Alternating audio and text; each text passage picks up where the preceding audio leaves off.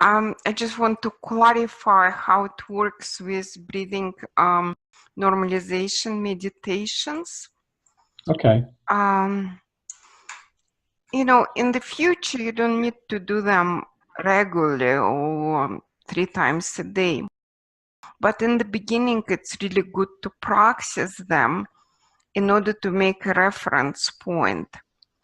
Because when you do breath holds, it definitely improves your breathing. But it's not how you breathe on a regular basis, right? Right. Yes. But breathing normalization meditations give you an idea how to breathe all the time, kind of help you to switch from your habitual breathing patterns to what Dr. Buteyko called natural breathing patterns, or what we call reduced breathing. Okay. And even though people, you know, understand what is it about, it's kind of difficult to get into that zone without some guidance or some images. And that's why it's good to do it, you know, as many times as you can, really, in the beginning. And you don't need them to do them anymore when you kind of remember and know how to get into that zone. Okay. Okay.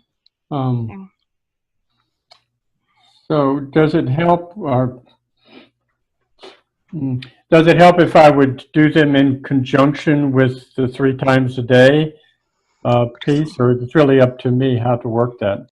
Well, here's what I would like to suggest, that you do still 3 sessions or close to 3 sessions of formal exercises.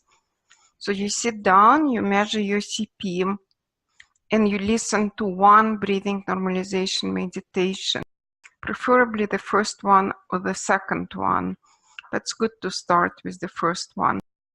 And then you measure your CP again. And then you do, for the rest of the time, you do breath holds. Okay. A half of it? Well, Or it's, go ahead. If you're doing a session, if your session is a half an hour, you do 10 minutes of breathing normalization meditation and 20 minutes of breath holds. Okay. Okay. Now, it's important to measure your CP after the meditation and to see whether it increased or not. You know, sometimes it doesn't decrease much, just by a couple of seconds, but whatever, if there is an increase, it basically indicates that you were able to relax. Okay. If you are not able to relax, your CP will not go up. Now, yeah, I've noticed that. Pardon? I said I have noticed that. You have noticed it. Wonderful. Yeah. Yeah, so if you relax first and then you will do breath holds, kind of in a relaxed state, the breath holds should be much more effective. Okay. And the way to do it, and we'll do it together today, but you know, you do a breath hold and there is about 1 minute break in between breath holds, right?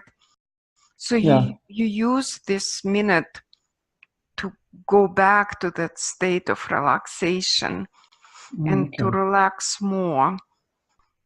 So your goal is to be able to relax more and more for half an hour, maintain enjoyable breathing, and do breath holds in an invisible way.